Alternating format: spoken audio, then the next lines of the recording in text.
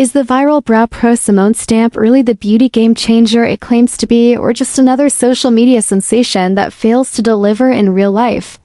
BrowPro.co is a one-product store entirely focused on selling the BrowPro Simone Stamp, which promises perfect, symmetrical, waterproof brows in seconds with a simple press-on technique, no drawing, no shaping, no effort.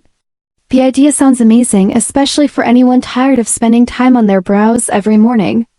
But once you move past the flashy ads and influencer hype, the reality isn't quite as flawless. Many users have shared frustrating experiences, starting with the misleading checkout process that quietly adds a VIP subscription charging buyers extra without clear consent.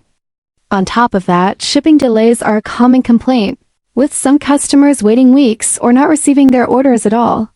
And for those who do get the stamp, results are hit or miss. While a few manage to get decent results with a lot of tweaking, most find the stamp bulky, the brow shape awkward, and the pigment either too dark, patchy, or simply unflattering. Add to this a lack of responsive customer support and a refund process that seems intentionally difficult, and the experience becomes even more disappointing.